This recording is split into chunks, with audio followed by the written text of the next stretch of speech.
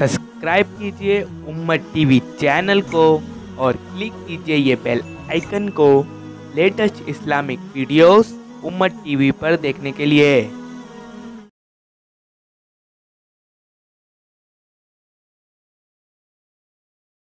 अल्हम्दुलिल्लाहि रब्बिल आलमीन वस्सलावातु वस्सलामु अला अशरफिल अंबियाइ वल मुरसलीन अम्मा बाद फ़अऊज़ु बिल्लाहि मिनश शैतानिर रजीम बिस्मिल्लाहिर रहमानिर रहीम इक़रा बिस्मि रब्बिकल लज़ी ख़लक़ सदक़ल्लाहुल अज़ीम। अस्सलामु अलैकुम व रहमतुल्लाहि व बरकातुहू। All praise be to Allah the Almighty, and may Allah bless our leader Muhammad sallallahu alaihi wasallam, his household and his companions radiyallahu anhum. Today, I would like to speak on the first Islamic university and its curriculum. Kindergarten, school, college, university, institution. All these are established for one single purpose: imparting knowledge or education.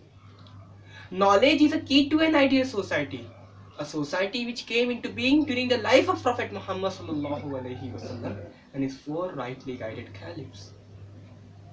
The importance and significance of knowledge in Islam is emphasized by the first verse of Holy Quran revealed on Prophet Muhammad sallallahu alaihi wasallam. Iqra bismi rabbikal ladzi khalaq. Read in the name of your Lord who created. This verse obligates upon every Muslim to gain knowledge about everything that Khaliq has created. In Surah Ar-Rahman, Allah the Almighty gave preference to the knowledge of the Quran to the creation of man itself. In a hadith narrated by Anas radiyallahu anhu, the Prophet Muhammad sallallahu alaihi wasallam said, "Talabul ilm farizatun ala kulli Muslim."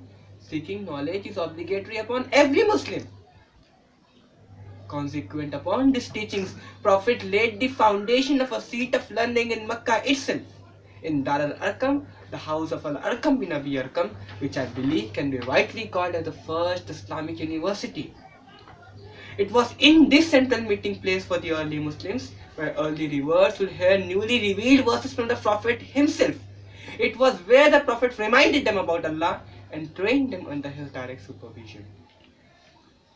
The house of Al-Arqam was the greatest institution of higher learning that mankind has ever known. How can this not be so when its teacher was Messenger of Allah himself, the teacher of all of mankind? Upon graduation, the students of the school serve humanity by helping to free people from the servitude of all created beings and by doing their part to bring people out of darkness of disbelief and into the light of Iman.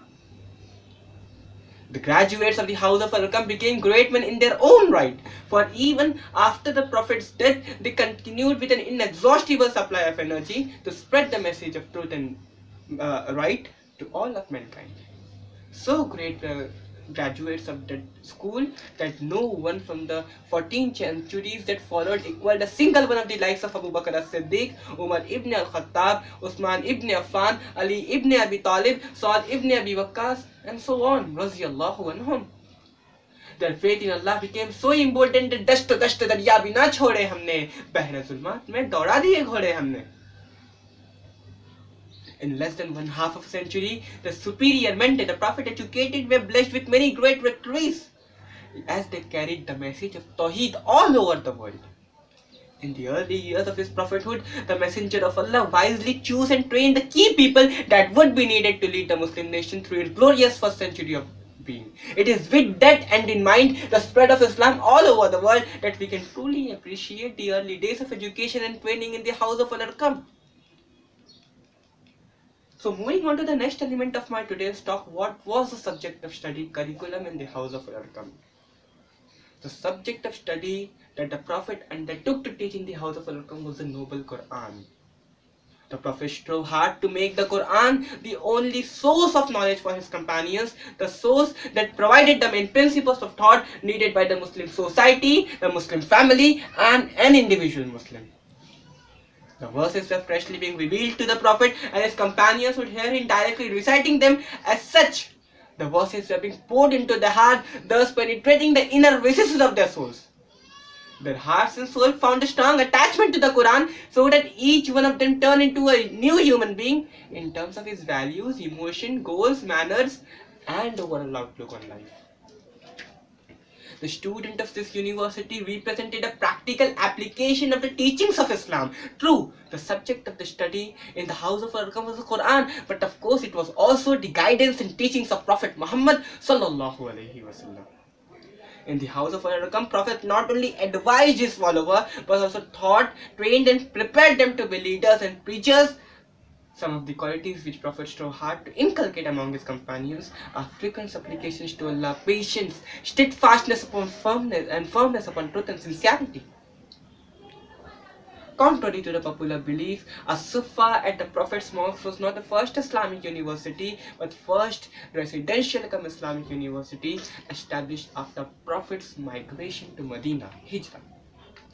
While curriculum of the House of Al-Arqam was confined to Holy Quran and Prophet's teaching, a Sufa integrated among its curriculum tafsir, exegesis of Holy Quran, language to read and to write, and even foreign languages. Prophet also took special care for physical training of his companions, conducting horse races, archery, and swordsmanship lessons. Among the most famous of Sufa students is Abu Hurairah radhiyallahu anhu, the narrator of most numbers of sayings and traditions of Prophet. He stayed at As-Sufa not out of necessity, but an ardent desire to be in the company of Prophet Muhammad sallallahu alaihi wasallam and pursuit of knowledge. He went on to become the governor of Bahrain during Umar's caliphate and one of the most prominent companions. In conclusion, Prophet not only preached Islam, but he practiced it.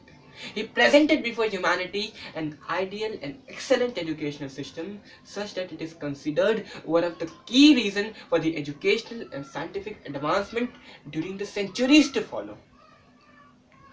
I would like to end my talk with Urdu couplets of Allama Iqbal reminding us about our educational excellence. मगर वो इल्म के मोती किताबें अपने आबा की जो देखे इनको यूरोप में तो दिल होता है सी पारा.